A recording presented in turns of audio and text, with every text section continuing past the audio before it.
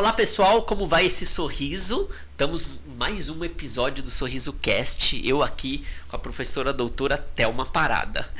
Oi, Fê. Obrigada pelo convite. É uma honra estar com vocês aqui hoje. Vamos bater papo para ver se a gente consegue disseminar um pouquinho da nossa cultura aí para todo mundo. Chamei a doutora porque ela tem uma das especialidades que eu mais gosto, que é a odontopediatria, e talvez uma das mais importantes. Porque a prevenção, né, prevenção já diz, né? A palavra começa prevenindo, começa cedo. É isso que a gente quer mostrar muito nesse episódio, eu acredito. Isso. Me fala um pouquinho sobre você. A gente fez faculdade juntos, Isso. né? Você é professora. Fala um pouquinho, por favor. Quando a gente... primeiro que é muito legal estar aqui, né, gente? É o meu primeiro podcast que eu participo assim inteiro. Eu já participei de alguns da revista Pais e Filhos, mas trechos, coisas muito breves, né? Agora, assim, num estúdio é o primeiro. Estou bastante feliz, bastante legal. Acho que toda experiência ela é válida e que ela possa agregar aí para os seus seguidores. Então, eu sou Thelma Parada, odontopediatra. Escolhi desde sempre trabalhar com criança, mas ela tem assim... Quando eu estava na faculdade, eu me apaixonei pela anatomia. E enquanto eu fazia faculdade, eu já era professora de cursinho. Então, eu sou professora desde 1990, com 12 anos, façam as contas. E eu já dava aula com 12 anos, eu dava aula de inglês para maternal. Naquela época, podia trabalhar, tá, gente? Em 96, eu comecei a dar aula em cursinho pré-vestibular, de português, literatura, gramática.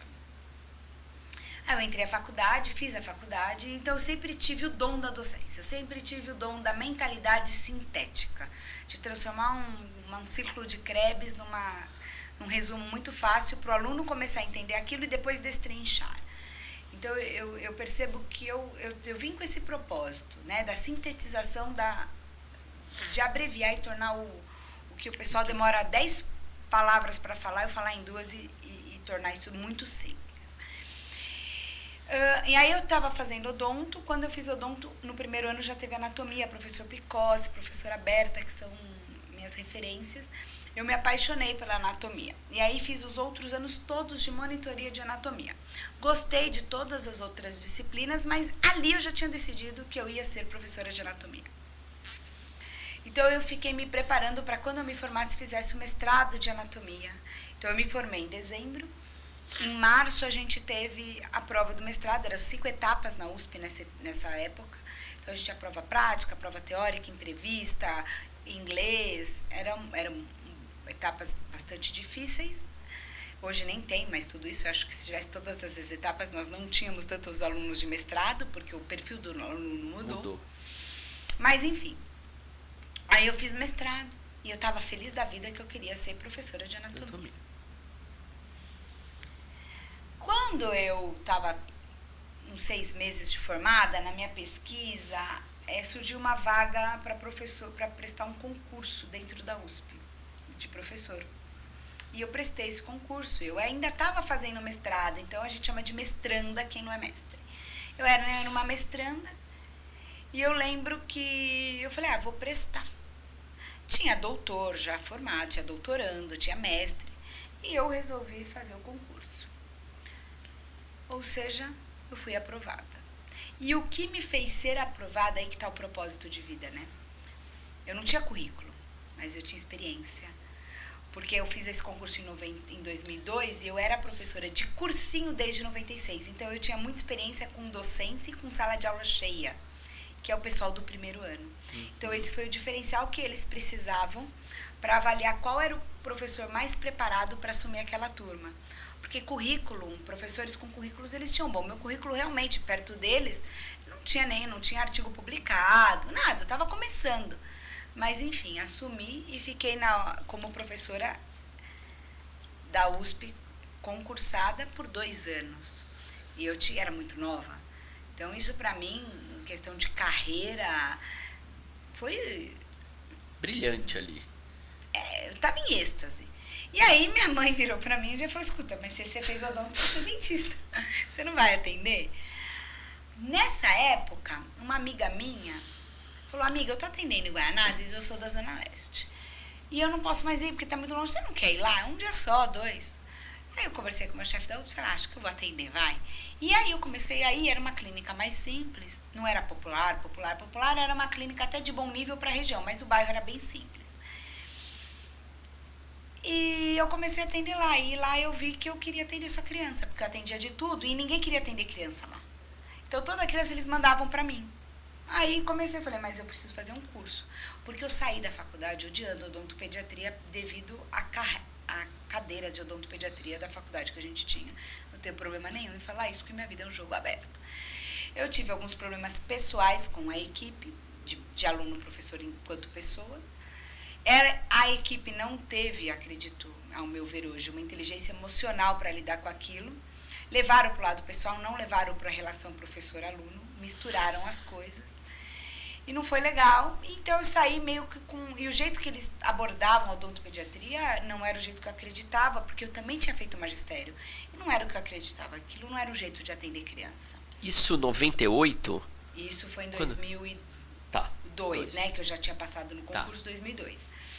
Mas a área de odontopediatria na faculdade que você teve? Foi a mesma cadeira que a sua, que eles estão lá depois de muito tempo. Uhum. Eu tive odontopediatria em 2000 e 2001. Tá, 2000. E aí eu tive um problema com um sobrinho da chefe da cadeira. Era um problema de aluno, meu e dele, e ela tomou as dores dele. E aí quis trazer para o lado de professor-aluno. E foi legal, e eu fui muito clara com ela. Falei, o meu problema é com o seu aluno, com o seu sobrinho, com um aluno que por acaso é seu sobrinho. Mas se você for tomar as dores dele, eu vou chamar minha mãe. Porque eu resolvo o meu problema com quem é o problema. Meu problema não é com você, professor, é com o seu sobrinho. Que era aluno, problema de faculdade. Enfim. E aí eu saí da faculdade odiando odontopediatria. Aí eu falei, não, eu vou fazer um curso na USP, que eu conheci sensacional. Que merece todos os méritos, professora Maria Salete na AS. Ela me trouxe a odontopediatria de uma outra visão, que eu acredito de fato. E aí eu me fiz os cursos delas, depois eu fui fazer a especialização e me tornei especialista em odontopediatria. E aí desde então, eu comecei a atender só criança. Quando eu saí dessa clínica de Guaianazes, eu fui para outras clínicas e eu falei, a partir de hoje eu atendo só criança, mesmo não tendo título ainda. Foi uma decisão e eu pude ter essa escolha, Fê, porque a odontopediatria, gente, é a área que ninguém quer fazer, e eu vou te explicar por quê. É a área que menos dá dinheiro. Para a gente faturar o que um implantodontista fatura, eu tenho que atender pelo menos 3 vezes mais pacientes do que ele. A minha demanda de paciente, de número de paciente é muito maior. Precisa ser maior para eu ter um faturamento. E hoje, por que a gente consegue viver da odontopediatria? Porque lá atrás eu não precisei viver financeiramente. Quando eu falo viver, eu estou falando viver financeiramente. Como eu tinha uma carreira paralela,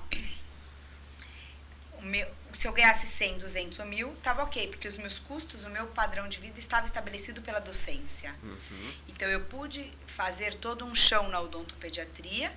Sendo bancada pela anatomia, digamos assim. Exatamente, para eu falar que eu vivo só da odontopediatria. Porque hoje é muito comum, odontopediatras, é o mais comum ainda, de atender adulto e criança. É muito raro. Eu não gosto de falar que eu sou a única, porque o mundo é muita gente, né? Mas eu sou uma das pouquíssimas, eu e o dentista de criança, que não atendemos adultos. Muitos atendem adulto e criança. Né? E eu entendo, eu respeito, mas não é a nossa realidade, porque a gente pôde lá atrás dar esses passos, né? Tem aguinha se você quiser com gás, e sem com gás acho que é a vermelhinha. Vermelha, Vou pegar uma aqui que eu tô com sede. Muito bom. Eu queria começar perguntando algumas dúvidas que você deve receber direto na sua caixinha de perguntas e lá no consultório. Falar um pouquinho dessa parte de quando nasce os primeiros dentinhos. Porque às vezes a gente pega no consultório mães, que meu atendimento é mais de adulto, nossa, já tem 1 ano e não nasceu os dentinhos pequenininhos de leite. Você me passa uma média de tempo? Eu vou fazer algumas perguntas básicas aqui. A média de tempo é a partir dos 6 meses. Mas essas médias de tempo, Fê, elas foram atribuídas, estudadas por populações raça pura. O brasileiro, por si só, já é vira-lata, porque ele tem muita miscigenação. Então, hoje, o que a gente fala para os pais entrarem em calma? Eu tenho um discurso que é o que acalma todo mundo. E aí eu permito vocês divulgarem. Até os 3 anos, a criança tem que ter 20 dentes de leite. Ótimo. Chegou 3 anos, não tiver 20 dentes de leite, eu vou me preocupar. Deu 36 meses, você vai lá contar, tem que ter 3 dentes, tem que ter 20 dentes. Se vai nascer com 1, se vai nascer com 6 meses, se vai nascer com 8 meses, vai nascer tudo com 2 anos, é uma variação e é grande no brasileiro essa variação. Então, o que a gente recomenda? Só se assustar depois dos 36 meses, dos 3 anos. Deu 3 anos, 20 dentinhos.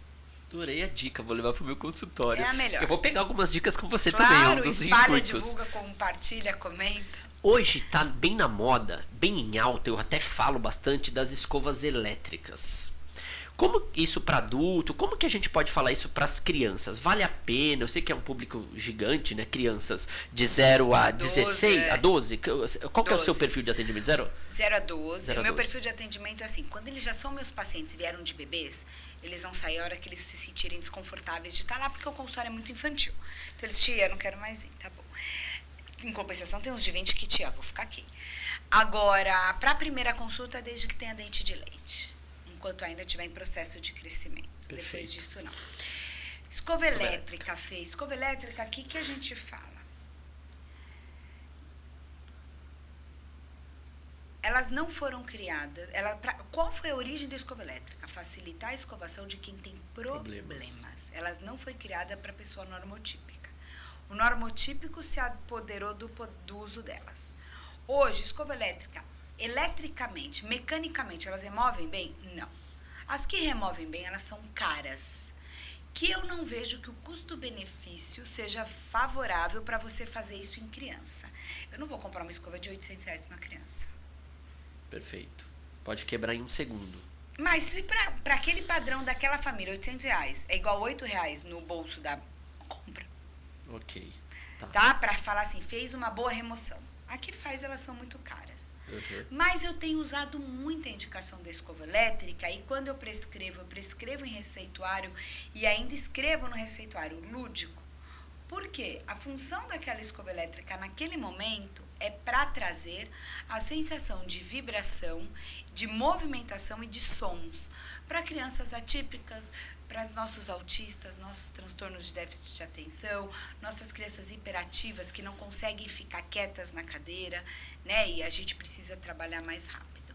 Então, eu indico, eu recomendo, mas quando eu vou recomendar que é o fim lúdico, eu ainda escrevo a mais barata. Joga no Mercado Livre, compra a mais barata, porque pode cair no chão e amanhã deixar de funcionar.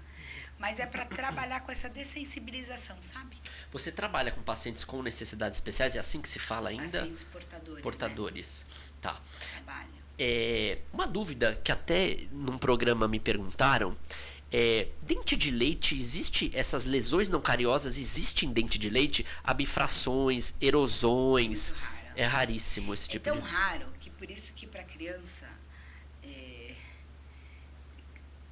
os pais ficam muito preocupados, né? Não vou escovar forte porque vai dar problema na gengiva. Não, pelo amor de Deus, escova forte. Porque assim, não tem problema na gengiva significativo. Perfeito. Se você não... E aqui eu gosto de deixar essa nuance bem assim... Escovar dente não é fazer carinho no dente, é escovar. E escovar é friccionar. E eu gosto de sempre ensinar assim, ó. Qual a força que o pai usa? Não é passar uma flanela, mas é uma firmeza na mão semelhante a tirar um batom de uma taça de cristal. Boa. Um batom vermelho de uma taça de cristal. Não é arear uma panela de alumínio, mas é a firmeza necessária que você vai tirar um batom de uma taça. Essa é a necessidade. Mais do que isso, você não está removendo nada. Porque as cerdas infantis, elas herdaram a ideia das cerdas macias dos dentes permanentes. Só que por que tem cerdas macias nos dentes permanentes? Para não ter as lesões não cariosas. Só que elas não são existentes na criança. Perfeito. Ou elas são em índices muito pequenos. E eu estou falando por mim. Eu tenho mais de 20 anos de profissão só como odontopediatra. E minha estatística, acho que eu não peguei 2 pacientes ao longo de toda a minha vida com lesão não cariosa. Então, não é a realidade. Uhum. Qual é a realidade? Mãe que não escova o dente porque a cerda é muito macia e a mãe não põe força, não põe firmeza. Ou seja, isso é a realidade diária do consultório. Não é a lesão não cariosa. Eu não estou preocupada com a lesão não cariosa numa criança. E me admira se o profissional estiver preocupado. Uhum. Né? Por quê? Porque eu tenho que trabalhar em cima de estatística. Estatística em criança. Ainda, infelizmente, a doença que mais acomete criança é a cárie. Então, eu preciso bater na cárie. Trazendo esse lado um pouquinho do bruxismo, me ligou uma mãe um dia desesperada que a filha com 5 anos estava rangendo super o dente, um barulho estridente, pensou que era o cachorro, ficou desesperada. E aí eu entrei um pouco nessa parte psicológica. Pô, mas o que está acontecendo no âmbito dessa criança para ela fazer isso? Explicando para a mãe que é motivado ao estresse. Se eu estiver falando besteira, você me corrige. E aí ela falou, não, se ela tem uma viagem marcada daqui 2 semanas, teve uma separação, teve algumas coisas que podem ser que ela esteja fazendo isso. Tá certo esse caminho? O bruxismo na infância, ele pode vindo por esses estresse ou não? Quando a gente fala em bruxismo, tanto na infância quanto no adulto, ele não é um problema local, ele é sempre um problema do sistema nervoso central que está tendo uma sequela na boca. Isso sempre. Na criança, o top 1 é respiratório. Primeiro você vai perguntar para essa mãe se ela dormiu de boca aberta, se ela está congestionada, se lavou o nariz, se ela está com alergia, sinusite, rinite, qualquer uma dessas. Uau. Você vai primeiro descartar problema respiratório. Respiratório, doutor, vive congestionada? Ela e o mundo vai ranger. Então, o tratamento dela não é odontológico, o tratamento dela é otorrinolaringológico. Eu preciso conversar com o otorrino dela e ver quais as abordagens que tem ali. Segundo aspecto bastante comum em criança, má oclusão. E a má oclusão, principalmente mordida aberta e palato ogival. Se eu tenho um palato, que é o céu da boca, muito profundo, ao mesmo tempo que o céu da boca, ele é o céu da boca, ele é o palato, ele está na região superior da boca, ele é o chão do nariz, ele é o soalho nasal. Então, se esse palato ele é muito ogival, eu tenho menos espaço para o nariz, eu tenho menos passagem para ar. Então, por uma questão de sobrevivência, essa pessoa vai respirar pela boca. Então, eu preciso fazer uma correção aí. Então, existe também caso de que você vai zerar tudo isso e não vai ser respiratório, não é má oclusão, é o quê? Higiene do sono. Perfeito. E ansiedade. Tá. E a ansiedade, aí a gente vai entrar num leque, a gente trabalha muito com criança. Hoje, o que a gente tem bastante são mães que são mães para cumprir um protocolo social. Porque é uma via de mão única. Você não tem como devolver o filho para o útero. Não tem como você se arrepender, como muitos se arrependem dos pets. E ela tem dificuldade de assumir que não fez uma boa escolha, pelo medo do julgamento social. E ela faz o melhor que ela pode, mas ela é limitada e, ao mesmo tempo, ela não pede ajuda. Né? Então, a gente acaba entrando num ciclo sem fim.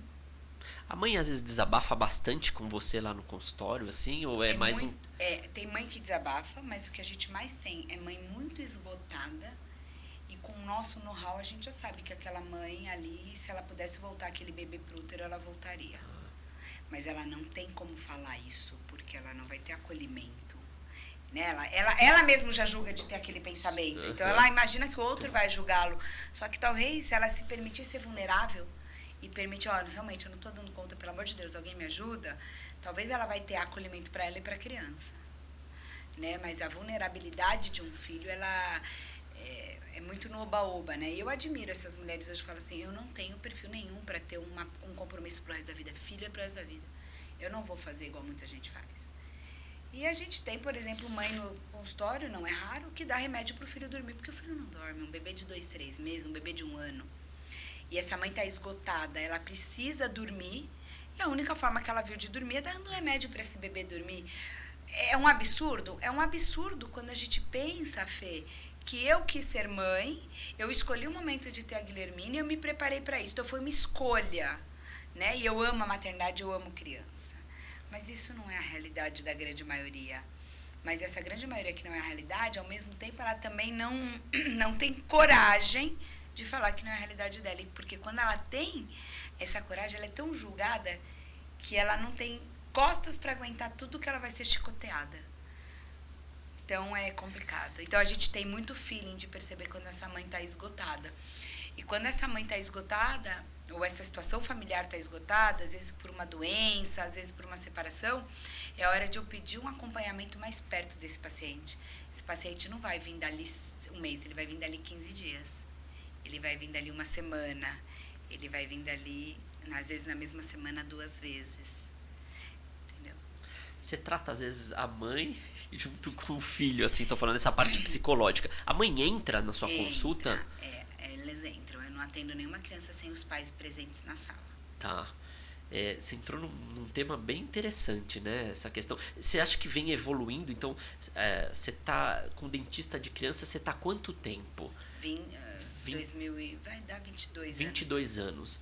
Então, lá no comecinho, em 2000 para hoje, essa criança mudou muito? Na verdade, não a criança, né? A relação da mãe com a criança. Mudou demais. Então, você acha que realmente tá faltando... É difícil a gente julgar, né? Isso. Mas antes era mais fácil. A mãe às vezes falava: Leonardo, senta que a tia Thelma vai te atender.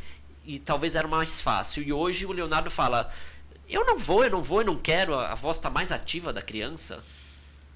Não, isso eu não percebo. O que eu percebo é assim. Hoje tudo tem rótulo.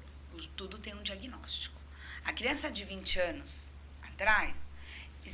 eu gosto muito do tratado de psiquiatria, que ele classifica a criança em 3 perfis, de 3 temperamentos. Criança de temperamento fácil, criança de temperamento difícil e criança de temperamento de aquecimento lento. A fácil é fácil. A difícil é o que hoje em dia provavelmente vai vir com um diagnóstico de TOD, que é o transtorno opositor desafiador. E a criança de aquecimento lento é uma criança que você vai demorar um pouco, vai ter que conversar, vai ter que explicar, vai ter que se preparar para ela sair de casa ou para ela fazer qualquer coisa. O que eu percebo é que sempre existiu mãe que trabalhasse e a mãe se sente culpada. Isso desde que o mundo nasceu, a mãe que trabalha se sente culpada, a mãe que não trabalha se sente culpada. Então a culpa, nasce uma mãe, nasce uma culpa, isso é uma verdade. O que eu percebo hoje em dia é estarem tão saturadas e estarem tanto querendo cumprir um papel social de excelência, que fazem a excelência sem pensar sobre, sabe? Sem medir esforços, às vezes vão para um caminho...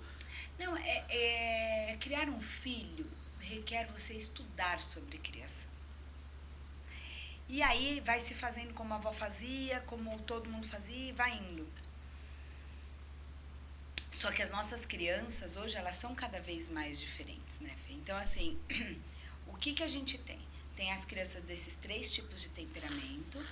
E quando essa criança ela é uma criança de um temperamento mais de aquecimento lento ou difícil, dependendo do perfil da mãe, isso pode piorar. Uhum. A criança fácil, ela é fácil com qualquer perfil de mãe. Você vê umas mães que você fala, meu Deus, e a criança é uma bênção.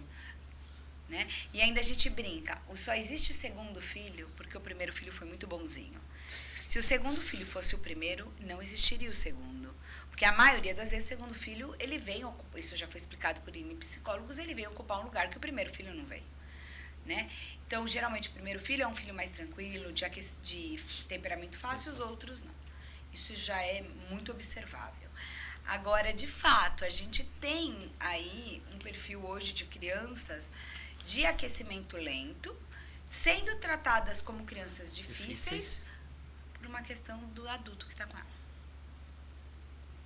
Existe também aquele caso, por exemplo, no meu caso, eu vou colocar o nosso, da minha esposa. A Larinha, ela é intempestiva, assim, ela tem um temperamento talvez com um pouco, esse mediano. Acho que se a gente tiver maleabilidade, a gente lida bem com ela. E nasceu a Lívia, meio que nasceu a Lívia. Não assim, queremos 2 filhos porque são amigos, é importante ter a gente não era dessa conduta, né? E ela veio e aparentemente ela parece mais calma que a Lara. E isso, talvez a gente tá meio que torcendo também para isso acontecer. Mas eu tenho amigos que falam, o Eric é um amigão nosso, que falou já sobre isso, assim, falou, nossa, talvez se o Henrique fosse o segundo, no primeiro, não ia, exato. Vocês me contam que é o mais raro, né? É difícil o segundo filho ser mais calmo que o primeiro, assim, dá menos trabalho. Mas não é nem trabalho, assim, é a gente aprender diferente com eles. O que acontece, muitas vezes com criança agitada, e eu vou contar, eu tenho um amigão meu que foi fazer agora um pós-doc fora, e antes dele ir a gente saiu para jantar, para se despedir, e ele falou, meu filho é terrível. E é isso que eu falo, seu filho não é terrível. Pensa uma criança que não para sentada. Ela não para. E ela não para, realmente, ela é uma criança mais enérgica, ponto. E essa criança vai requerer mais dos pais, ponto. E o que esses pais fazem? Porque eles não têm tempo, eles não têm paciência e muito pouco adulto gosta de viver com criança. maior crime que a gente faz é dar para uma criança uma vida de adulto quando ela é criança. Ela tem que brincar. Ela tem que ter tempo livre. Para isso, a gente precisa ter paciência. E muitos pais não têm nem paciência nem tempo. Então, o que vocês entregam hoje em dia? Os celulares. Porque antigamente, as crianças brincavam no quintal com todos os primos. Era a rua com todo mundo. Sim. Ali eles tinham se matavam ou se ficavam amigos, estava resolvido. Hoje não. Hoje é um prédio, filho único, 2 filhos. Você não mal desce, porque às vezes não dá nem para você confiar nas pessoas que moram no teu condomínio. O grupo de escola nem sempre pode se encontrar. Então, eles vivem nas redes sociais, que tem um lado bom, mas com muitas ressalvas. E os pais que fazem para ter paz deixam a criança no celular. Essa criança, que ela precisa de muita energia, que nem esse filho desse amigo, qual que é o problema? Ele tem um pensamento, ele tem mais energia. Só que se você descobrir onde canalizar a energia dele, ele vai bem. Então é uma criança que precisa ser desafiada o tempo todo. Só que cansa você desafiar uma criança o tempo todo. Então, é uma criança que você tem que viver com um livrinho de passatempo do lado, com giz, você tem que levar bolinha de sabão, você tem que levar massinha para essa criança. Sim, energia ali, né? Você tem que deixar ele com atividade. É uma criança que ele tem que ter atividade o tempo inteiro, porque ainda não está dando para desenvolver o ócio nele. Por quê? Porque nem o pai para. Como que ele vai ensinar algo que nem ele faz? Como ele vai falar, senta e fica quieto, se nem você senta e fica quieto? Você não tem como pedir para uma criança isso. Pode ser do reflexo, é isso? Você tá me falando? Às vezes é um reflexo, às vezes. Né? Ela aprende com o ambiente que ela vê. Né? Isso é muito clássico. Então, ela vai aprender com aquele ambiente. Você está pedindo para aquela criança ficar quieta se o pai não está quieto. Né? Então, é muito óbvio. Então, vamos falar do Eric, que você falou do Eric agora. Ontem foi aniversário dele, ele fez uma festa. E nós não fomos. Nem eu descobri que nem você. E eu mandei uma mensagem pro Eric, falei, Eric, eu liguei pra ele, na verdade, falei, Eric, eu não vou porque a Guilhermina vai estar comigo esse final de semana. E tudo bem. Eu falei, ele ficou chateado, eu também fiquei bem chateada, mas não ia num evento de adultos levando uma criança. Ainda perguntei pra ele, você vai levar seus filhos? Não. Então, assim, não é um ambiente para levar criança, não vou levá-la. Aí a Guilhermina já tem 11 anos, ela ficou muito boazinha. Ela fez assim, mãe, eu acho, olha que malandra, eu acho que o Eric é muito seu amigo. Eu acho um absurdo você não ir na festa dele. Nem sabe disso, depois a gente grava esse pedaço da pra ele. Eu acho que você tem que ir na festa do Eric. Eu juro que eu não vou reclamar. Você me deixa sentada com o celular, o que você acha? Por quê? Porque na minha casa celular é proibido. Então, pronto. Eu vou fazer o que minha mãe quer, mãe, eu vou deixar você fazer tudo que você quer hoje. Eu vou ficar quieta, não vou ficar pedindo pra ir embora. Você me deixa com o seu celular. É uma troca justa pra ela. É uma troca. Não, justo. Falei, não, filha. Não. Assim. Nisso não entra. Não vou entrar nesse jogo. Obrigada por você estar preocupado. O Eric vai me perdoar, ele vai entender. Eu não tinha como trocar o final de semana com o pai dela, porque a gente tinha acabado de voltar de uma viagem, enfim. Por causa de viagens que ele tem compromisso, não tinha como eu deixar ele com ela. Eu te convidei até você estar viajando, né? Então é isso. Eu não tive como fazer alteração, senão eu teria pedido pro pai ficar com ela, que a gente tem muito isso. Mas, enfim, então é isso. É você saber que aquela criança, a criança também se sentir amada, que você não está naquele momento no celular para falar com ela, para ficar com ela. E o que a gente menos vê, porque, e assim, eu não julgo, de verdade, eu entendo, tem pai que não tem outra hora para fazer aquilo, ela tem que fazer aquilo naquele momento. Eu gosto, né, às vezes eu fico tão feliz, porque às vezes a gente acha que ninguém está observando a gente, tem muita gente observando, muita gente nos modela, né? E assim, eu não vou abrir mão do meu momento com a minha filha, então hoje, para eu conseguir ler a Bíblia, para eu conseguir fazer as minhas leituras, né, eu te falei agora há pouco, estou terminando mais um livro esse ano. Eu acordo 5h10 da manhã.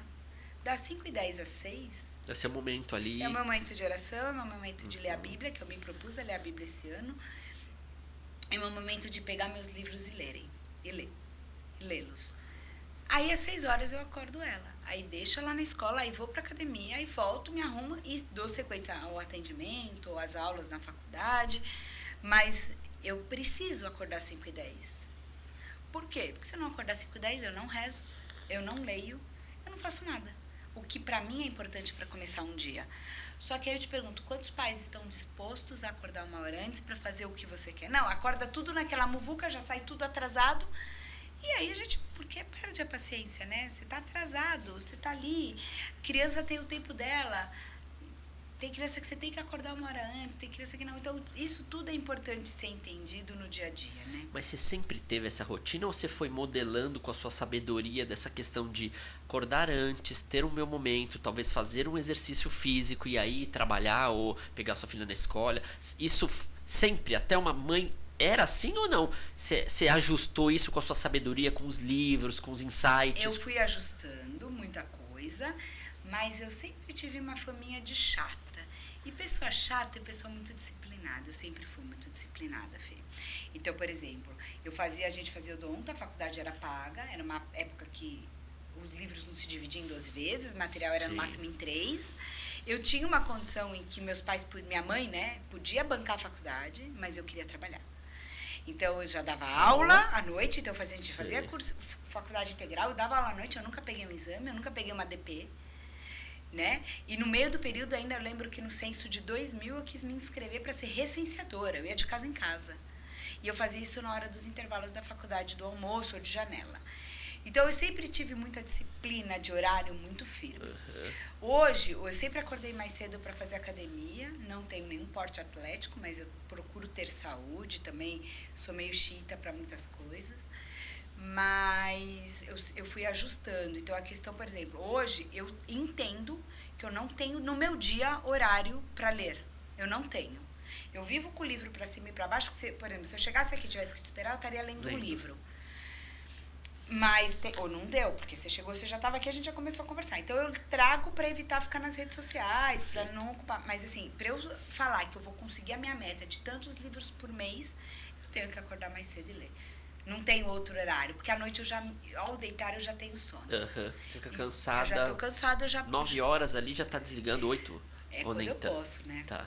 Tem dia que eu dou aula até as 10, então aí eu vou dormir. Você dá aula de anatomia. Damos aula de anatomia aqui. Anatomia. Tá. Vamos deixar. E você, ali no seu Instagram tá como professora doutora Thelma Parada. Isso.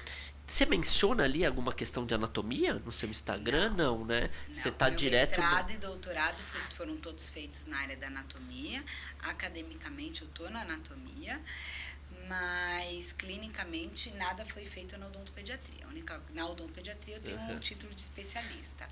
É claro que minha tese de mestrado a gente trabalhou muito com ratos em diversas faixas etárias, infantis, que trabalham muito com a desnutrição infantil. Né? Mas o título saiu no nome da anatomia. Qual que é a pergunta que mais te fazem nas tuas redes sociais de mãe? Assim? Tem alguma pergunta chave que você fala, isso eu falo, mas realmente as pessoas sempre me perguntam isso. A primeira vez que leva ao dente, eu não sei, uma pergunta chave como ali. Como escovar dente de bebê. E o problema não é o como escovar, elas sabem como escovar. O problema é que elas querem escovar sem chorar. E não existe escovar dente de bebê sem chorar. Se você for escovar sem chorar, você não escovou, você fez carinho. Porque na hora que a gente vai remover, eles não querem ser manipulados. Eles estão numa fase oral de Freud, eles não gostam da manipulação. Então, se a gente for estudar um pouquinho a psicologia, a gente tem 2 grandes teóricos que nos embasam. O primeiro é Freud, que já determina que o bebê está numa fase oral, ele conhece o mundo pela boca. Então, a gente manipular a boquinha deles, eu estou invadindo o mundo deles. E a gente tem Jean Piaget, que determinou como é a fase de aprendizagem. E a aprendizagem, ela acontece em algumas etapas. A primeira dela é a sensório-motora. Ou seja, a criança aprende pelo toque, pelos sentidos, né? Paladar, olfato, tato, audição e visão. E ali você tem muito do tato. E a criança quer ela descobrir o mundo. E quando você escova o dente da criança, você está fazendo por ela. E ela se sente também invadida. Mas você precisa fazer. Não tem educação positiva para esse momento. Mas não tem. Por quê? Chora. Porque a sequela vai ser grande. E qual que é o problema, Fê? O problema é que o SUS não trata bebês de até 0,4 anos. É muito difícil você conseguir vaga. É muito difícil você conseguir profissional que vai atender essa idade. Quando você vai para o particular, o custo é alto. Veja, é muito mais barato que um dente permanente. Mas é alto que eu falo, mas é um dente de leite? Arranca. Não vamos arrancar. Né? Então, E a cárie no dente de leite, a progressão dessa cárie no dente de leite ela é muito rápida. Ela é muito mais rápida que um dente permanente, porque um dente de leite, morfologicamente falando, histomorfologicamente, quando a gente vai olhar em lâmina de microscópio, eles são mais porosos. O sais, né, a hidroxiapatita, ela não é tão firme, tão aderida como é no dente permanente. Então, uma cárie num dente de leite, ela em um mês já virou canal, já fez o maior estrago. No dente permanente, não, eu tenho mais tempo para isso. Então, a gente tem isso, o que eu mais pergunto é isso. E aí, o grande X é empoderar essas mães. Escove mesmo com o seu bebê chorando. Acostume com o choro ali, faz parte da vida. Faz parte, assim como tem bebê que chora para trocar fralda. Você deixa de trocar a fralda dele? Não. Você deixa de lavar o cabelo? Não. Você deixa de dar banho? Não. Por que o dente você deixa? Por que o dente você tem dó? Por que o dente você acha que é menos importante? A assadura, você deixa um bebê sem trocar fralda, você vai ter assadura, vai durar 3 dias. A cárie, ela não tem cura. A assadura, você vai passar uma pomada, dali 3 dias aquele bumbum tá novo. A cárie, você pode, se começou a ter cárie, não vai voltar. Você vai ter que segurar para tratar. Aí eu pergunto para os pais, o que é melhor, segurar para escovar ou segurar para tratar? É muito comum isso, né? Então, é ouvir o choro, inclusive na escovação. Aí, tem formas de minimizar isso. Traga isso para uma rotina. Na hora de escovar o dente da criança, não deixa a criança... Não faz cara de brava. Segura um sorriso, por mais nervosa que você esteja. Tá gostoso. Tá gostoso, filha. Nossa, a mamãe tá adorando seu sorriso. E carca a escova, sabe? Mas deitada. Por que deitada? De novo, se você jogar na internet... colocar em qualquer site de busca ali, cárie em bebês, vai aparecer, a maioria das cáries das imagens é em dente anterior superior. Porque todo bebê, quando você vai escovar o dente, ele deixa escovar o de baixo, o que ele não deixa é o de cima. Ele faz isso, ó. Trava ou fecha. Não é de escovar. Então, para escovar, os pais erram, eles puxam assim ou eles fazem assim. O certo é fazer assim, ó. Tá, abrir ali pra verificar. Por quê? Aí vem um conceito da anatomia. Na mucosa jugal, na mucosa da bochecha, não tem terminação nervosa de dor. Você pode morder sua bochecha. Não dói. O lábio dói. A bochecha não. Por quê? Porque eu não tenho terminação nervosa. Eu tenho que ter esse conhecimento do corpo humano para poder afirmar isso. Então, a anatomia e a pediatria, elas são 2 coisas apaixonantes, porque são conhecimentos básicos, e eu sou da base. Eu acho que desde que você tem uma base muito forte, o resto é perfumaria. E se você teve uma odontopediatria muito forte na prevenção e você tem um básico conhecimento do corpo humano, você tem um profissional perfeito na sua mão. Você tem como prevenir tudo lá na frente. Então é isso, afastar sempre. A pergunta que eu mais escuto é, e aí é empoderar a mãe. Uma dica para mãe de bebê é, associe, e aí vem um mito, né? E eu tô preparada para os embates. Todo mundo fala assim, escova o dente depois que comer. No bebê, não. No bebê você não vai fazer isso, porque ele não para de comer, não para de mamar. Você vai ficar escovando o dente dele toda hora? Isso não é uma realidade. Eu vejo que muitos resultados de pesquisas, eles são feitos por excelentes pesquisadores que estão longe da clínica. Então, eles não são viáveis no dia a dia. E qual é a função do profissional? É atrelar o que tem de pesquisa para a realidade clínica. Senão você está muito obsoleto, senão você está muito distante da realidade. Né? Então, onde que a gente pode trabalhar agora nessa parte? A parte é, vamos escovar o dente das crianças toda vez que deitar para trocar fralda. Deitou para trocar fralda, a criança já está deitada. Você já está manipulando essa criança. Já pega a escova e já escova. Porque escovar o dente com a criança deitada, em 10 segundos, você fez uma escovação sensacional. E conseguiu, inclusive, escovar os dentes anteriores e superiores. Essa escovação, com que escova? Então, eu tô com 6 meses, nasceu um dentinho. Vou pro dedal, vou pra uma escova. Dedal não nunca. É escova. Dedal é massageador. Aqueles de silicone que tem umas mini sardinhas. Não, aquilo é massageador para quando estiver nascendo dente, a gente vai estar coçando. Você põe ali, a criança fica mordendo para aliviar. Nasceu o primeiro dente, escova. Qual escova? De cabeça pequena, cerda reta, com muito tufo. Das escovas infantis, para essa primeira faixa, eu gosto muito, pode falar marca? Gosto muito da MAN. A MAN, ela tem uma cabeça bem pequena para bebês de 0 a 6 meses a 1 ano. Depois você tem várias marcas, mas de 6 meses a 1 ano, a da MAN, que geralmente não, algumas farmácias grandes e lojas de bebês. Se não, uma cabeça pequena com muito tufo me resolve o problema. Ou um paninho. paninho. Uma fraldinha, uma gaze- bebida em água, Tá, e mas vamos friccionando. Tirando o batom da taça. Tirando o batom da taça. Tá. Exatamente. E essa pasta de dente, esse creme dental? Então, você pode nos dar uma dica aqui? Nasceu um dente, né? Gel dental com flúor, sempre. Só que Perfeito. qual que é o problema do flúor? Tem que ser meio grão de arroz. É muito pequena essa quantidade. E nem todo mundo tem... Eu vou falar, nem todo mundo consegue pôr meio grão de né? arroz. Então, se você não conseguir pôr meio grão de arroz, vai para sem flúor. Ok. Em que situações não consegue? Professor em escola, eles colocam bastante, porque é muita criança. A criança, quando ela coloca sozinha. Então, nessas situações, vamos usar sem flúor. Toda vez que não se for possível colocar meio grão de arroz, a gente vai... Até que idade isso? Até ela ter esse até discernimento? uns 5 anos, Tá mais bom. ou menos. Até uns 5 anos. Ótimas dicas. Que aí a gente foge da fase crítica, né? Tá. Ter uma fluorose, De essas ter uma questões. fluorose, porque qual que é o problema maior do flúor? É que a criança não sabe cuspir, só engole. E esse flúor, quando ingerido, ele prejudica a formação do dente permanente. Perfeito. Então eu tenho que sair dessa zona de risco que é até por volta dos 5 anos. Então, meu nenê tá deitado ali de 9 meses. Eu tô trocando a fralda, eu pego minha escovinha, se ele já tem 2 dentinhos, ponho muito pouquinho de, se eu tô escovando de pasta com flúor, e seca ali, dou uma molhadinha, escova, Uma molhadinha seca e ele e ele não engole. vai se engasgar. A mãe pode ficar tranquila ali, é um vai ato. encher de água. Isso. Vamos né, seco uma ali. quantidade seca. Tuc, tuc, tuc, resolvi. Se ele engolir Acabou. depois. Ele vai engolir. Ele vai engolir. Até os 5 anos ele não tem função neuromuscular para expectoração. Tá. A expectoração começa a partir dos 3 anos.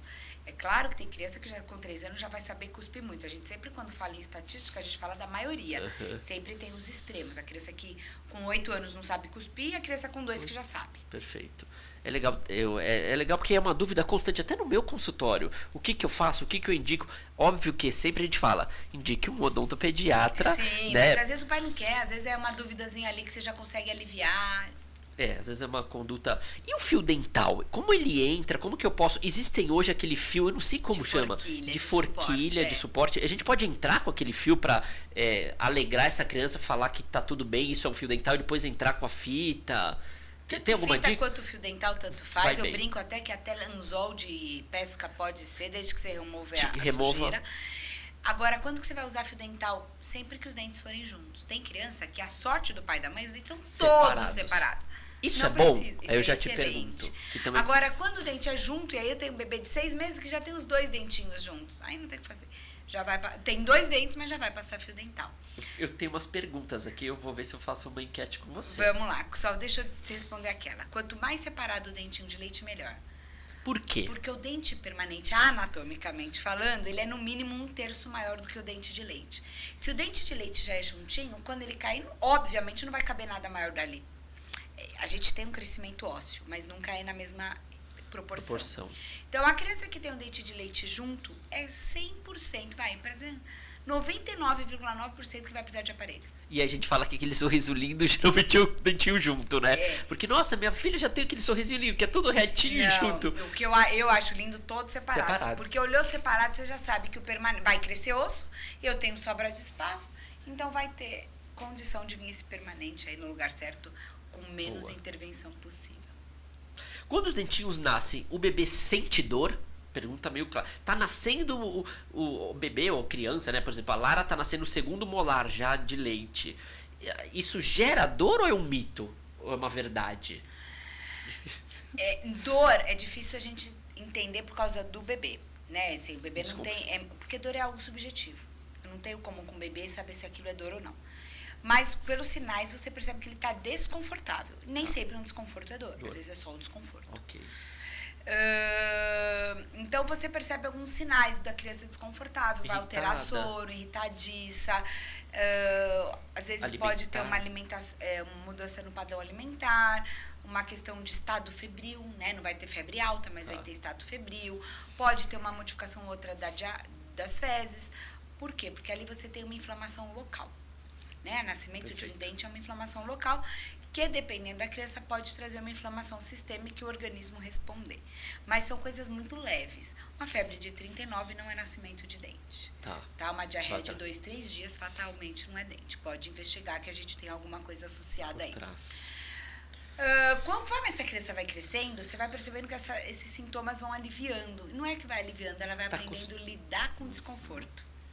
Então, o primeiro dentinho é novidade, o segundo dente é novidade. Depois, aquilo já se torna clássico e o organismo dela já aprende a lidar com aquilo. Então, isso vai percebendo que vai minimizando. Então, quando vai nascer os dentes permanentes, a criança nem tchum. Essa mesma pergunta cabe, Fê, pra gente te falar assim, olha, quando vai cair o primeiro dentinho de leite é um drama. É um drama. É um drama. É um drama da mãe, é um drama da criança. A criança sentiu o dente mole, ela começa a falar que aquele dente está doendo, aquilo não é dor, é desconforto. Depois que caiu o primeiro e o segundo, ela já entende o processo. Por isso que, por exemplo, eu não gosto de tirar dente mole da criança. Eu gosto que a criança viva o processo. Primeiro que vai contra os meus valores de pessoa, de vida e de profissão. Segundo, que eu não vou submeter uma criança a um tratamento. Aquilo vai me trazer dinheiro? Vai me trazer dinheiro. Mas eu não quero dinheiro, eu quero a história de vida da criança. O que você aconselha? Às vezes eu falo no meu consultório, vai vendo o seu desenho e vai mexendo no dente, de repente ele vai saindo, vai comendo uma pipoca, um alimento duro que ele pode sair. Exatamente. Tem a ver? Vai mexendo no dente, vai comendo coisa dura, vai tendo a sensação do processo do amolecer de um dente. Porque se eu tirar um dente, eu vou ter que tirar 20? Se a criança chora muito, ela vai chorar 20 tem criança que tem muito sofrimento. Eu tenho muitas crianças que sofrem demais quando o dente vai ficar mole. São crianças que já têm um nível de ansiedade maior, são crianças mais medrosas, são crianças que têm outro perfil de temperamento, de lidar com as emoções. São crianças que eu preciso acolher de uma forma diferente. Mas essas não são as maiorias. A maioria são crianças que vão reclamar no primeiro dente e depois, tia, tá mole, ó. Tá aqui, ó. Daqui a pouco eu arranco. Quer que a tia? Não, tia, deixa que eu vou mexendo e eu mesma vou tirar. E é importante, porque depois eles contam, eles gostam. Tia, vou te contar, ó. Caiu, eu tava comendo maçã. Olha, tia, caiu, você não sabe, na piscina. Eu tava brincando com a Nerf. Então eles vêm com tanta história que é história de vida deles. E eu tirar um dente, roubar esse momento deles, eu acho um crime. Então, a odontopediatria tem muito disso, sabe? Isso eu acho que serve até para um clínico geral. Essa história é ótima, porque além de poder traumatizar a criança, ela perde a história de vida. Tem duplo problema aí. E outra, a odontopediatria, eu falo, né? É difícil viver financeiramente da odontopediatria, porque a gente tem muita questão de valores. E o nosso valor eu submeteria a minha filha a uma cirurgia, faria uma cesárea de um parto normal? Não. É um dente que eu sei que ele vai cair, espera um pouco, sabe?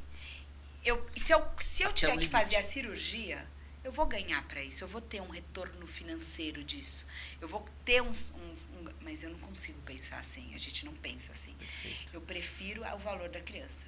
Esse retorno financeiro vai vir com indicação de outro colega, não daquele caso. Uhum. Então, assim, qual é a história? Vamos esperar a criança, qual é o limite? Então, por exemplo, a criança, sábado, tia, meu dente está nascendo, vamos esperar 3 meses. Hoje nós estamos no dia 21 de outubro. Nós vamos esperar 21 de novembro, dezembro e janeiro. Se até 21 de janeiro esse dente não cair, a tia Thelma tira. Qual a chance desse dente cair? Nenhuma. Ele vai cair.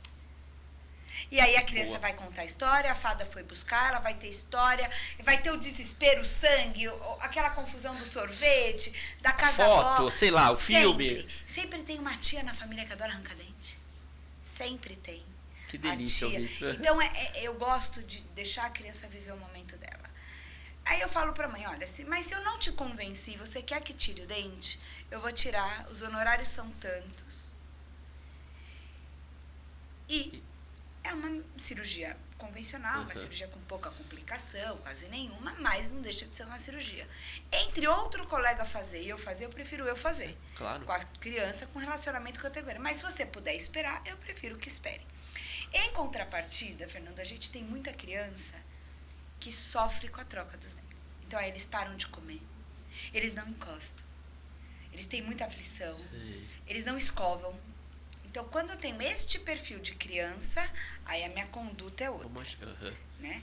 Então, é isso que a gente precisa sempre na consulta. Sempre na consulta diagnóstica com os pais em sala, a gente consegue analisar se é um desespero do pai, da criança, ou de ambos, ou de nenhum.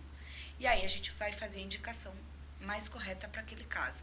Tem criança que não quer que arranca, não quer que escove, não quer que coma, e os pais já estão brigando. Já virou uma briga familiar, porque a criança não come, dá show na mesa. Eu não quero pai e mãe brigando, eu não quero a criança viver num lar sem paz por causa de um dente mole. Vamos tirar. Imagina. Então, é isso que a gente precisa analisar sempre. Quando a gente fala, eu tenho alguns pacientes que me contaram umas histórias do freio lingual, nessa dificuldade da pega da mama. Então, já trouxe um outro tema pra gente. Você faz essa cirurgia lá, eu tenho minha filha Lívia, a gente no começo achou também que poderia ser isso, porque estava difícil ali, mas vimos que não era. Tem até um grau a língua, eu trouxe aqui uma fono para explicar isso pra gente. Tem um grau quando a língua é muito presa, quando não é. A gente pode entrar um pouquinho nesse tema? Claro, assim, primeira coisa, a amamentação do primeiro filho é sempre difícil porque todo mundo está aprendendo. E hoje em dia todo mundo acha que tudo é muito rápido, porque tudo é num clique na palma da mão. E eu preciso, para amamentar, uma paciência, por isso que existe uma licença maternidade, por isso que existe o puerpério. Eu preciso de um tempo para esse vínculo de mãe e filho. E aí, se a criança não está pegando o peito na primeira vez, que a maioria não pega a primeira vez, existe um aprendizado para isso. A mãe precisa aprender, a criança precisa aprender, ela já quer achar um problema. É igual quando a criança não está aprendendo. Ela não está aprendendo porque não tem disciplina naquela casa. Aquela casa não tem hora de estudo. Então, é claro que aquela criança vai aprender, mas se você puser disciplina, vai aprender. Mas é melhor arranjar um diagnóstico para aquela criança. E o mesmo se dá com a boca. Né? Então, assim, a maioria das crianças que vêm para consulta não são indicadas cirurgias. Não, é um tempo de trabalhar com a fono, de esperar que vai amamentar. Uma outra é aconselhado cirurgia, a gente faz.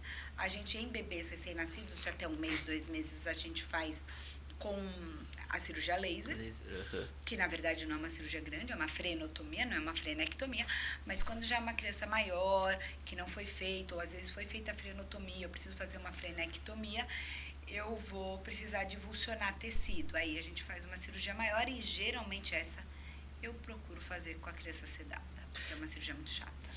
É uma pergunta comum. Qual idade eu trago meu filho numa consulta odontológica? De preferência numa odontopediatria, que é isso que a gente está tentando mostrar aqui. Se não vier na gravidez, nasceu o primeiro dente, já está tarde.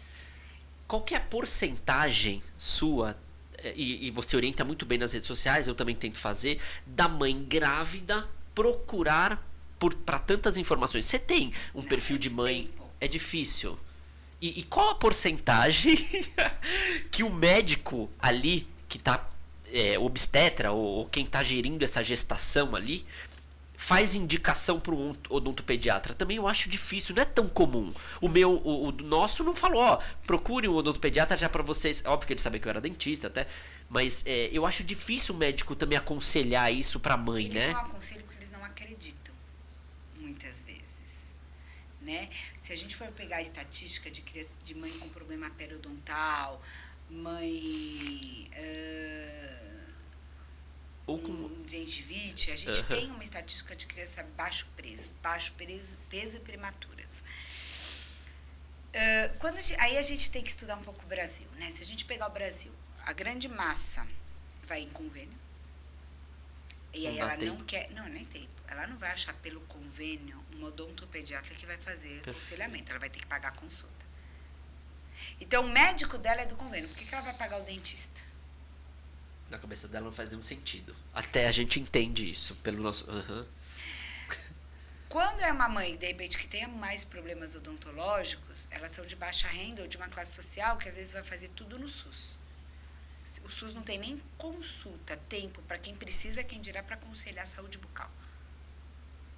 Então, essas consultas de aconselhamento, você não vai ter muitas vezes por convênio, você vai ter tudo particular.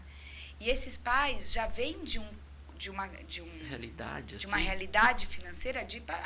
meu médico é do convênio, eu vou pagar dentista para... Você entende? Onde a gente vê isso? Em mães muito cultas, em mães...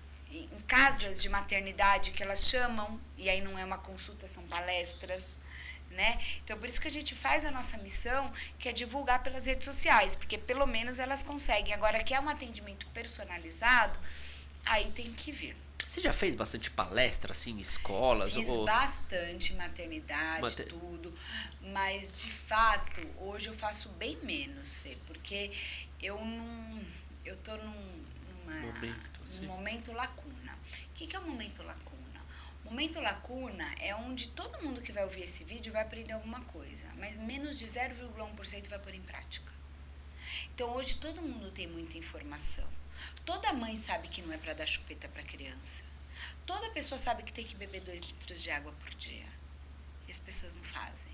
Então, eu não acredito tanto que o problema é falta de informação.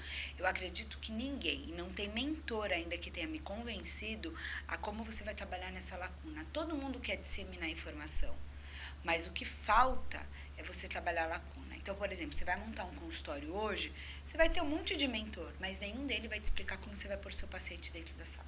Como você vai lotar seu consultório. Eles vão falar que você vai lotar seu consultório se você fizer uma parede vertical, se você anunciar no Instagram, se você colocar não sei o quê. Essa não é a realidade. Então, hoje a gente vive na geração lacuna. A geração lacuna é a geração que tem informação e não tem a prática. Todo mundo sabe, ali para falar é fácil. Aqui, a teoria é isso. E quem fala e faz é chato. Uhum. Entendeu? Uhum. Quem fala e faz e executa, exato. Ah, mas você não pode abrir exceção? De exceção em exceção, você não está fazendo o que você tem que fazer. Né? Então, assim, a gente tem grandes lacunas. Sabe que tem que escovar o dente do filho? Sabe que tem que ir no dentista? Sabe, eu vou falar coisas básicas em casa. Sabe que tem que beber 2 litros, no mínimo 2 litros, cada pessoa tem uma porcentagem, é só fazer a conta, 0,35 por quilo, mas assim, tem que beber. E não bebe, são coisas já tão faladas, sabe? Tão faladas. Então a gente vive hoje nessa parte da lacuna. E quando chega, o preço é alto, você acha surpresa. Uau. Não, acho que pega um bebê de 2 anos que tem que fazer canal, mas doutora, é canal mesmo? Não, a senhora não pode pôr uma massinha? Não, mas eu pago. Não. Não é aí o ponto, Eu não vou pôr a massinha. Eu não vou pôr a massinha, porque amanhã seu filho tá com abscesso facial e você vai chegar no hospital falando que veio até uma parada. No dentista de criança. Aí a gente não construiu nossa história fazendo assim. Eu prefiro que você me odeie porque eu não ponho a massinha, do que você me odeie que a mãe tá com seu filho internado para 7 dias de antibiótico no hospital. Um canal de criança a gente consegue fazer numa sessão? É possível única. E se faz, é isso? Eu faço sessão única. E é outra coisa, né? Assim, a gente tem uma demanda bastante significativa de paciente. A gente construiu nossa história e não é demérito nenhum, foi sempre com muita honestidade. Diminuir um pouco? Não, pra mim tá bom, mas pra você pode não, diminuir, sem problema. E assim, a gente hoje faz em sessão única. E eu escuto muitos colegas recém-formados falar assim, né? Nossa, nunca vi, é um absurdo alguém fazer um canal bem feito em menos de 1 hora em criança. Meu e amor, assim que tem que ser, talvez. Deixa eu te explicar. Vem cá. A gente faz odontopediatria. Segura. Faz uma criança ficar 1 hora de boquinha aberta. Faz, meu amor. Faz, sem sedação. Faz. Eu te desafio. Então, a odontopediatria, a proporção temporal é muito diferente. 1 hora de um adulto é 10 minutos da criança, que já é estourando. Muito. Então, a gente tem que aprender a trabalhar bem feito e rápido. Bem feito e rápido. Aquela história de trabalhar, eu vou atender 1 hora um paciente, meu amor, quanto você não tem que cobrar? Quem vai poder te pagar? E não é nem, eu não estou falando só em dinheiro, eu estou falando que criança que colabora com 1 hora de atendimento. Desculpa, vai ser um martírio no dentista. Então, a gente no dentista de criança, a gente preza muito por alguns pilares. Um deles é a otimização de tempo, é fazer o melhor no menor tempo possível. É fazer rápido, é ter mão treinada, é ter perfil de bater o olho e saber como eu vou agir com aquela criança para eu ter um bom atendimento no menor tempo. Então, em criança, geralmente é sessão única. Infelizmente, hoje a gente tem tido muita resistência bacteriana. Então, a gente tem muito abscesso que está difícil de drenar. Então, nesses casos, a gente às vezes tem que fazer em 2 sessões, mas isso eu te garanto que foi esse ano que a gente começou a ter que repensar a nossa estratégia aí. Mas, geralmente, a maioria que a gente pode é sessão única. Você tem como se fosse uma brinquedoteca lá. São algumas unidades, né? E como que a gente aprendeu na cadeira odontopediatria de talvez começar tentando fazer um condicionamento, essa era a palavra, da criança ali. E às vezes eu já fiz isso, né? Então eu ficava ali 30 minutos, 20 minutos, mostrando, foi a primeira vez dela, já sabia que talvez teria que fazer um canal, mas eu não tinha destreza nenhuma de conseguir, eu ia traumatizar essa criança, em 20 minutos que eu mais a conhecia, fazer um tratamento de canal. Então eu mostrava primeiro todos os instrumentos, tentava que ela gostasse de mim, talvez até para outro retorno agir no dente. É difícil monetizar, eu tinha muito preconceito. Não, mas você não fez nada. Até hoje, você ouve algumas coisas assim, não sei se você trabalha assim. Não, mas nada foi feito. Ou isso é uma odontologia que é do passado? Não, ainda a gente faz muito, eu faço muito condicionamento. Tem criança que pra mãe, né? Pra a mãe às vezes vê e a gente vai falar, olha, eu tenho 2 formas de atender seu filho, 3 formas. Seu filho não tem cognitivo para colaborar hoje. Primeira forma é segurando. Segunda forma é condicionando. E terceira forma é sedando. O valor desse é desse, desse é desse, desse é desse. Simples e direto. Eu não tenho. Ah, mas doutora, vai traumatizar? Seu filho já tem memória. Então, por exemplo, criança de até 3 anos, mesmo que você condicione, eles não correspondem. São muito bebês. Então, são crianças que você vai condicionar para uma limpeza. Agora, se for um canal, nem perde tempo. Muito raro uma criança de 3 anos ou vai para proteção estabilizadora ou vai para sedação. A criança de 3 anos, 2 anos vai ficar parada meia hora para fazer um canal. Por mais que eu faça um canal muito bem feito em menos tempo. Perfeito. Não existe isso. Falando em sedação, me explica o que é uma sedação? Explico. E aí, a gente, só respondendo a monetização. Então, a gente mostra para a mãe, olha, eu tenho que condicionar, doutora, mas eu não tenho essa condição financeira. Então, vai sedar. Não tem assim. Alguns outros a gente coloca meio que o valor do condicionamento junto com uma prevenção. Tenta ajudar, sempre tentando ajudar, né? A gente tá falando. Não, mesmo a juntar. Então, assim, olha, geralmente quem precisa de condicionamento são crianças que têm alto risco de cárie e alta atividade de cárie. Então, são crianças que, querendo ou não, vão ter que fazer sessões de prevenção e de aplicação de flúor antes. Então, aí eu já junto essa sessão de flúor para fazer o condicionamento. Só que se a sessão de flúor normal numa criança é X, com condicionamento que é mais demorado é Y. Quando a gente fala em sedação. Aí isso é legal. Sedação, assim, entender, vamos lá, né? Vamos entender. Mas dá medo, não, vai sedar meu neném. Isso. O que é sedação? Sedação é trazer mais conforto para esse paciente. Eu, particularmente, não acredito em trauma, eu acredito em desconforto. Ir ao dentista não é doloroso, mas é desconfortável. Assim como, Fê, eu odeio ir no cabeleireiro. E no cabeleireiro, para mim, alguém mexer no meu cabelo é de um desconforto, eu não vejo a hora de ir embora. E tem gente que adora, tá? Então, assim, eu entendo que ir ao dentista não é doloroso, porque a gente tem as anestesias locais, mas ela é desconfortável. Qual que é o problema? A criança responde ao desconforto com a mesma forma que responde ao dor. Chorando e esgoelando.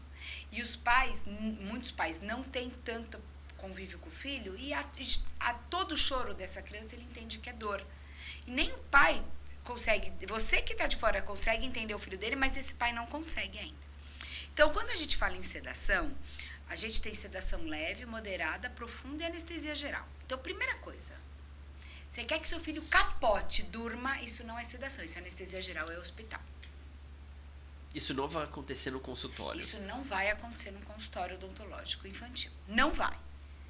Tá? Você quer que ele... Pode até que a criança durma, tudo, sim, mas não é o esperado.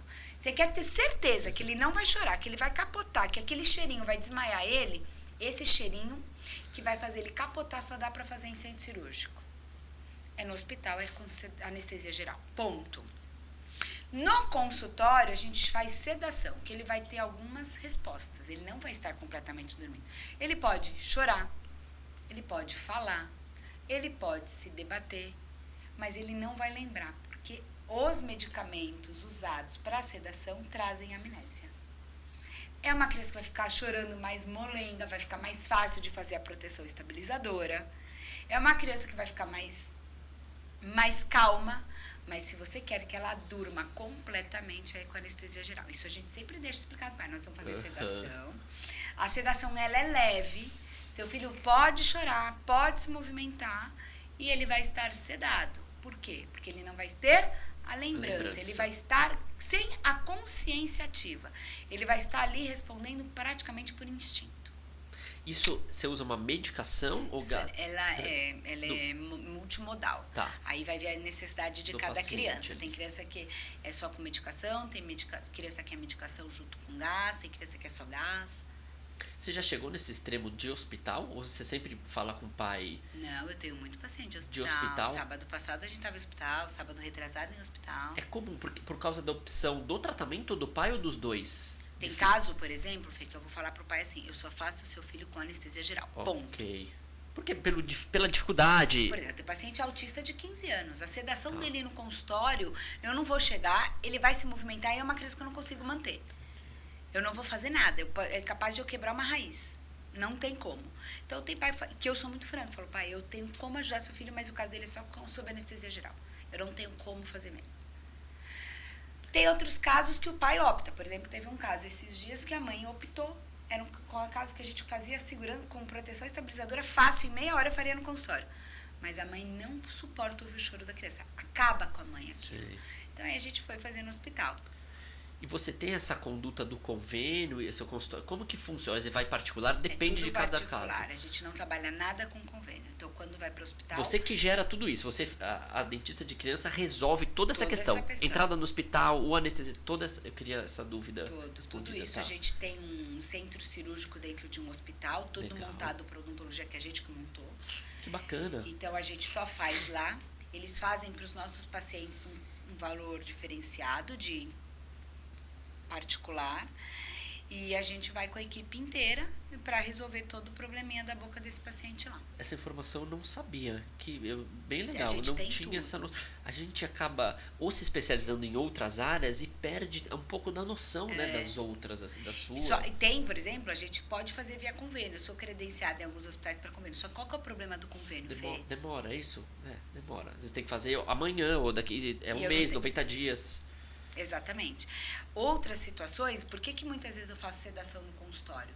Porque mesmo eu fazendo nesse hospital, que é tudo particular, eu tenho vaga, agora eu tenho vaga só para dia 11 de novembro. Se chegar um paciente, vamos pegar um autista severo, com abscesso facial de 12 anos, eu preciso sedar esse paciente, eu não tenho condições. Se é um de 2, eu seguro e faço. Se é de 12, eu não seguro um paciente de 12 anos. E eu preciso sedar. Só que não dá tempo de chegar no hospital. Se eu chegar no hospital, esse paciente vai me gerar pode gerar um abscesso facial, uma encefalite, posso chegar uma sinusite odontogênica. Eu preciso intervir. Aí eu vou fazer sedação no consultório. Eu fui fazer o curso de sedação, que eu era absolutamente contra, para conseguir atender essas demandas de um dia para o outro. Amanhã, se seguir quem tiver com as redes sociais, 5h30 da manhã eu estou no consultório. O meu primeiro paciente é sedação. E geralmente sedação a gente faz no primeiro horário da manhã. Caramba. Entendeu? Então, por quê? Porque é um paciente que eu preciso agir rápido. O meu próximo horário de hospital é só daqui 1 mês e não dá para esperar 1 mês. De onde vêm tuas indicações? De dentista, às vezes de médico? Ela varia muito das próprias redes? Tem bastante de redes sociais, tem bastante de mães, né? Mãe, escola, grupo vai de embora mãe, ali. médico. Vem bastante. E assim, já está há bastante tempo, né? Então também tem isso. Nas 3 unidades, Penha, Penha, Moca e Jardins. A Jardins é a última, a gente abriu agora em fevereiro, em julho. Na verdade, eu não abri, eu estou subloquei um espaço para ver a questão do público, mas a grande demanda de grandes pacientes é Moca e Penha. Por exemplo, os feriados de novembro eu tenho que trabalhar, porque eu não tenho mais agenda. Olha que legal. Por mais que trabalhe, tem uma demanda. Você falou do teu coração, né? Que você também é muito humana, né? Às vezes é difícil essa questão claro que sabe cobrar, mas é difícil, né? Ali. E você tem um atendimento, você falou de 0 a 4 anos, às vezes assistencial ali. A gente faz muito voluntariado para crianças de no 0 consultório. A 4 no consultório, para crianças de 0 a 4 anos de baixa renda, e eles passam por uma entrevista, porque baixa renda, né, gente? Não vamos ocupar espaço de quem precisa, né? É isso. Muito bom. Tem uma entrevista, isso pode ir pelo Instagram, que às vezes as pessoas... 0 a 4 anos, entre em contato, aí tem uma lista de espera, e são horários específicos. Perfeito. E dias específicos também, acredito. Não vai ter horário de sábado, por exemplo. Né? Então, a gente faz o nosso voluntariado, mas dentro, claro, do que a gente consegue sobreviver, porque a gente tem todo um custo para agir. Eu falo assim, é igual o Einstein atende paciente do SUS, atende de madrugada, né? Porque é o horário que tá ocioso o consultório deles, para eles poderem fazer a parte social deles. É o que a gente faz. Muita gente procura só você, eu quero ser atendido pela Thelma. Você tem um braço ali que você treina? Como que é hoje essa? A gente tem o método dentista de criança, hoje a gente tem uma equipe, né, particularmente com a doutora Stephanie e a doutora Ariane, é uma equipe ainda pequena. Você delega às vezes os casos? Então hoje muitos pacientes já ligam procurando por elas, já são pacientes delas, e assim, hoje como que ficou, né? Quando o paciente, ele manda uma mensagem, porque eu comecei a mudar as redes sociais, não sou só eu que apareço, eu dou um pouco de tudo. Então, quando o paciente é indicado para a doutora Thelma, ele já manda mensagem, quero marcar com a Thelma. Então, aí a gente já passa as agendas. Quando o paciente não faz questão, ele quer passar no dentista de criança, aí a gente vê o melhor dia e horário, qual a profissional que pode, o dia, e aí tenta casar pelas coincidências e alinhamentos de agendas. Vem comigo hoje os pacientes que fazem questão, fui indicada para a Thelma, quero com a Thelma. Tem outros que querem comigo, mas os honorários são diferentes. E uma questão de agenda não dá também. E é uma questão, às vezes, de agenda e às vezes de honorários, né? Então, tem muito paciente que fala, doutor, eu quero tanto passar com você, mas não dá. Eu falei, então, vamos passar com alguém da equipe, os honorários são diferenciados, porque tem isso.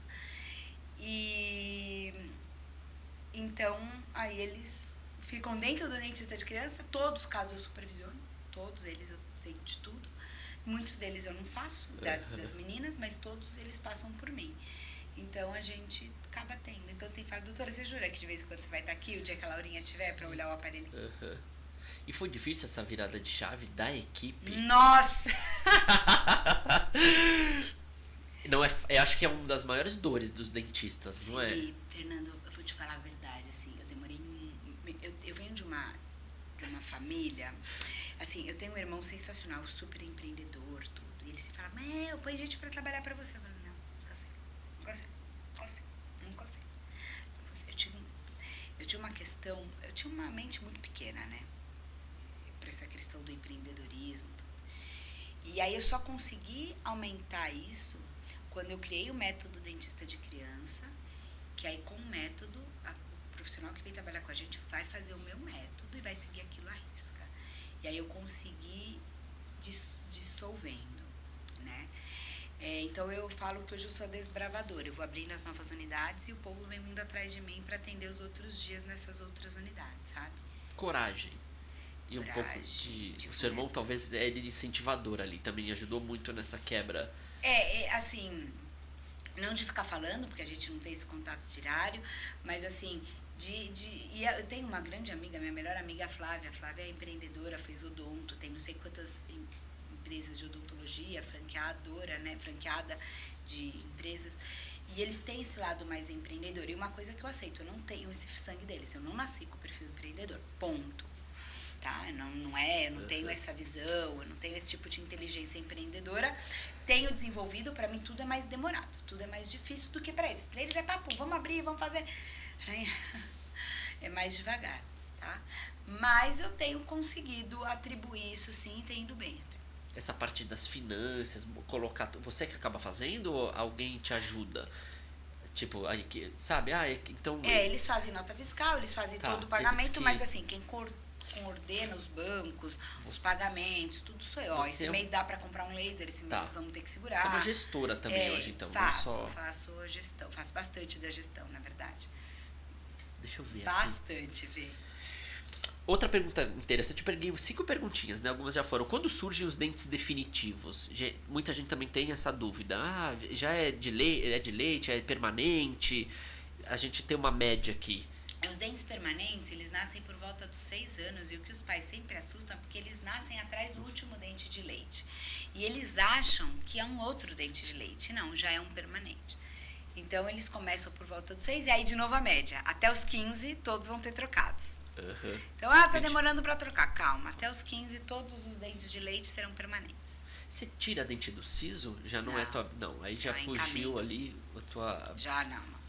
O que você mais faz lá? Canal talvez é um carro-chefe?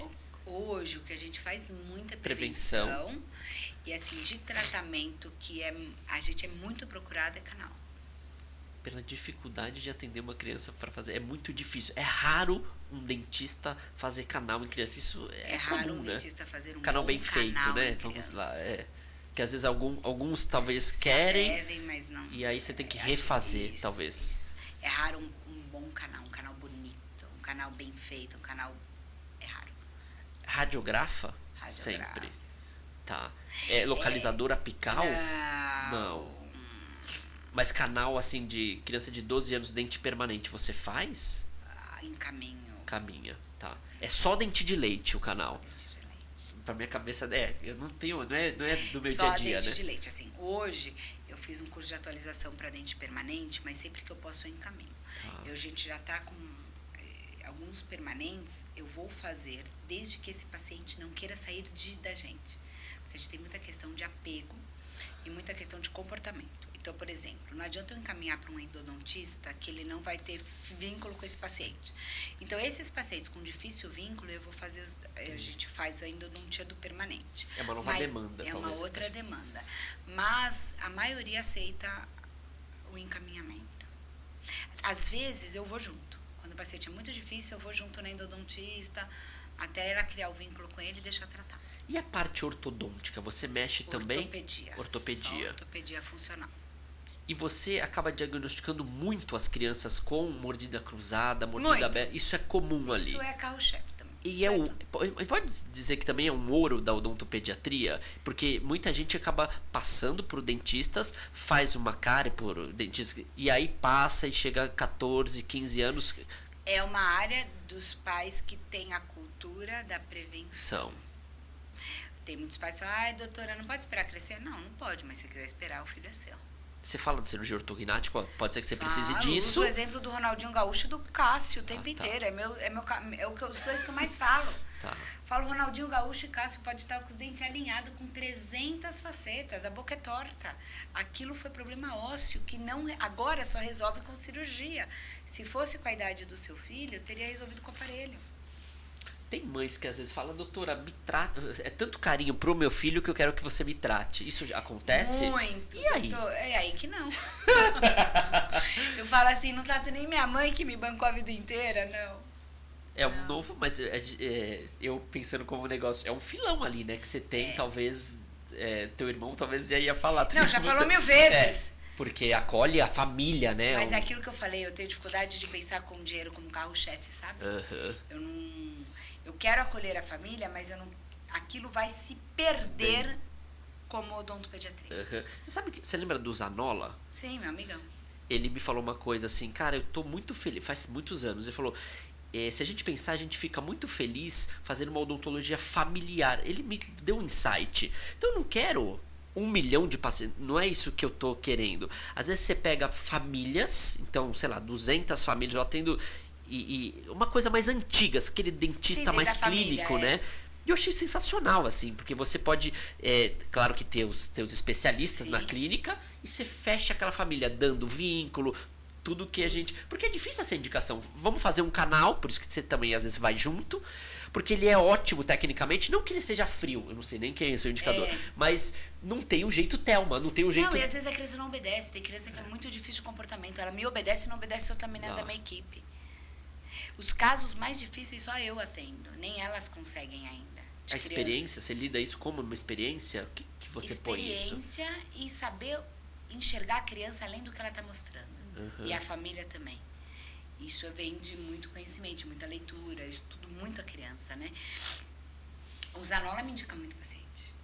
Muito paciente. Ele me liga, e ele fala, tô te indicando BO, porque se fosse bonzinho eu já tinha atendido. Sim, já tinha... E é isso, né? Os problemas maiores, eu sou a indicada. E eu gosto disso porque a gente combate. Sim. A Isa foi uma que você me indicou, uma fofa, de uma família sensacional. Mas é isso. A gente vem, agrega, né? Mas a gente não tem... E aí eu percebo também, assim, às vezes o paciente, ele tem um dentista da família. Ele vem comigo enquanto ele chora, enquanto ele dá trabalho. Daqui a pouco ele vai ficar só com você. Sim. Porque aí já está condicionado. Já sabe que nada dói, aí ele abre a boca para qualquer um. E ok. Se for um canal, você volta. Até deu canal no Pedro, vai, atende aí, já volta ele para mim. E ok. Então é nesse sentido que a gente sempre trabalha. Uma curiosidade minha, como que você recebe esse paciente? Você recebe na recepção a criança e a família ali que tá chegando, né? Como que você... Porque a primeira impressão, óbvio que às vezes muitos já vêm pelas redes, pô, é ela, fantástica, muito conhecimento, gosto e tal. Mas entrou.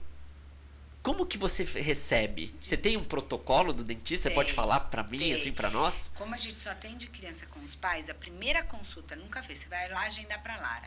A primeira consulta vai entrar só os pais. A criança fica na brinquedoteca. Aí eu vou fazer a anamnese só com os pais, sem a criança na sala de atendimento. É claro que isso é o protocolo, existem as exceções, mas a grande maioria das vezes acontece isso. No segundo momento, eu vou atender a criança de acordo com os pais me falaram. Se a mãe fala, olha, ele é uma criança muito difícil, eu já criei estratégia A. Criança fácil, estratégia B. Olha, veio de outro dentista, está traumatizado, estratégia C. Tá. Aí eu vou atender a criança. Aí eu vou receber a criança. Então, quando eu recebo a mãe, eu estou sentada na minha sala, minha funcionária aqui me traz. A funcionária vai lá, Marina, a doutora Thelma vai estar te chamando, vamos comigo que a doutora Thelma vai te atender. Aí traz a Marina, eu levanto, cumprimento, ofereço para ela sentar, beber uma água e explico um pouco dos valores do dentista de criança e começo a conversar com ela. Aí eu falo, agora eu vou atender seu filho. Agora nós vamos fazer alguns combinados. Para atender seu filho, nós vamos fazer isso. Explico tudo, como vai ser com o filho dela, diante do que ela me falou. Porque se ela me falar que o filho dela é um autista severo, eu vou ter que falar para ela, eu vou ter que fazer isso. Se é uma criança normotípica, isso. Tá. Delimitei com a mãe que eu vou precisar da ajuda dela. Aí eu chamo a criança. Tem criança que eu posso chamar, a maioria das vezes eu levanto e vou buscar. Aí eu vou buscar e aí eu vejo que ela, dependendo da criança, vão pensar, tá brincando de carrinho. Eu vou lá, brinco um pouco, mas nada demorado. Por quê? A criança, ela é louca pra fugir daquela cena. Então, é tudo, ó, a tia Thelma vai brincar, tudo no tempo. Ó, vamos brincar aqui um pouquinho, já a tia Thelma vai... agora chegou a hora de conhecer a sala da tia Thelma. Agora chegou a hora de sentar na cadeira da tia Thelma. Agora chegou a hora de bater a luz para acender a palma para acender a luz da tia Thelma. Então, a gente vai dando os comandos. Porque senão você fica ali um dia brincando de carrinho, que é onde a maioria dos odontopediatras erram não, se atrapalham no tempo. Ah, mas eu consigo condicionar. Você perdeu o time, você perdeu o domínio da situação. Quem tem que mandar é o adulto. Se você ficou brincando com ele mais tempo e ele, na brincadeira ele virou o dominante, esquece, ele não te obedece mais. Ótimo, muito bom. Eu queria finalizar com você, falando um pouquinho das famílias que tem esse ar mais vegano. Não sei se você recebe lá, acredito que sim. Que tem essa questão do flúor, que, doutor, eu prefiro não usar. Eu vi na reportagem e tal. Como que você lida com isso? Deixa à vontade, você faz a explicação? A gente explica conhecimento, de novo, a lacuna, né? A conhecimento ele tem. O flúor, de verdade, tem flúor na água. Você tem flúor em vários alimentos, tá? Se escovar bem esse dente com o flúor que a gente tem no restante, a água não foi fluoretada à toa em 1985. Ela teve um porquê. Sim. Então, se fizer isso direitinho, não deixar a placa bacteriana, fizer uma boa remoção mecânica, estamos ok. Trazendo para prevenção sempre. Trazendo para prevenção nas vezes que tiver que vir. Não usa, hoje, por exemplo, a linha Malvatrikids, que é uma linha que eu sou consultora desde 2007, é uma linha que é sem flúor dela, não tem flúor e tem xilitol. E o xilitol, ele é um anticárie. Então, eu tenho outras opções no mercado, sabe? Então, eu não fico debatendo aquilo que a família tem. Eu não vou no embate. Eu não vou mesmo porque quem diz que eles estão errados e eu que estou certa. Né? E a gente sabe que se escovar bem, tiver uma boa remoção mecânica, não vai ter cárie. E quantas bocas tem um monte de pasta e tem cárie? Por quê? Porque não foi... o flúor, ele só faz efeito sobre uma superfície limpa. Se a superfície não está limpa, não adianta ter pasta. A sua prevenção é individualizada? Ou seja, aquela história de procure um dentista a cada 6 meses é individualizada. Isso faz total diferença. Total. 8 meses, 3 meses, a cada 15, 1 ano. Exatamente. Criança nunca vai ser 6 meses em 1 ano. Nunca. Isso não tem como. Criança é no máximo 3 meses. Criança nota 10, excelente. Depois de 3 visitas a cada 3 vezes, você pode passar. Mas, você, por exemplo, quer ver um caso muito comum? Mãe grávida do segundo filho. Nasceu o segundo filho. Se vocês passar a consulta, o primeiro filho vem com cárie. Porque bebê novo, mudança da rotina familiar, ninguém escova, as visitas tudo levam doce pro bebê mais velho, vem com cárie. Boa. É inevitável. Boa dica para minha família. Entendeu? Aí é onde tem que ir mais vezes no dentista, escovar mais. Então é quando eu ligo para elas, mãe, vamos voltar, não deixa isso passar, tá espaçando muito, o risco é grande. Mas, de novo, conhecimento, tem a lacuna do... Às vezes a mãe não leva porque não tem dinheiro, então capricha a escovação. Tem como fazer, né? Tem. Hoje, por exemplo, um pai ligou, a criança tem uma indicação de uma cirurgia, mas ele não quer fazer a cirurgia, ele quer ir acompanhando. Falei que não é o indicado, mas a gente pode fazer. Ele mandou, mas tem que pagar? Óbvio, né? É que é difícil, a resposta tem que ser leve ali. Eu falei, são consultas, são... E o valor da consulta é tanto. As meninas responderam, então eu vou ver. Ok. Não tem como, né? Não existe retorno. Retorno da limpeza daqui 2 meses? O tempo nosso é pago, né? As pessoas não entendem. Não é só o serviço, não é a restauração. É o conhecimento. É o conhecimento. Eu falar, eu assumi o caso da sua filha, né? Então é isso. Então, hoje a gente tem muito dessa situação. A gente também entende na situação financeira do povo brasileiro. Mas a gente executa uma odontologia de excelência que dificilmente alguém executa tão bem como a gente na odontopediatria, sabe? Então, você conhece vários odontopediatras e eu te desafio todos. Quem não atende adulto? A maioria atende porque adulto. Precisa ter um complemento. Parabéns. Eu queria que você deixasse suas redes sociais. Estou muito feliz. Dentista de criança, né? Não é criança, não ter cedilha. Tanto no Instagram, quanto Facebook, quanto TikTok. É claro que a rede que hoje a gente mais movimenta é o Instagram, até porque a minha idade, que não permite esconder muito, eu tenho mais facilidade com o Instagram. Mas a gente está aí, estamos há mais de 20 anos ajudando essas famílias maravilhosas a dar saúde bucal para os filhos de vocês. Gente, e nada melhor do que uma escova e uma pasta de dente. Escovou e passou pasta de dente, escovou direitinho, seu filho vai ter um sorriso lindo o resto da vida. É barato, indolor, rápido, é sensacional. É só escovar. Boa. É o que o Dr. Bactéria falou. Eu falo a vida inteira a mesma coisa. Mas eu gosto de ter que falar, porque se eu estou falando, significa que não estão fazendo. E se não estou fazendo, eu ainda tenho emprego. Sim. Mas eu continuo dando a informação, mas não fazem. Muito bom. Quero agradecer a todos vocês. A cada 15 dias o programa vai ao ar. Se liguem, compartilhem, curtam. Valeu, até a próxima.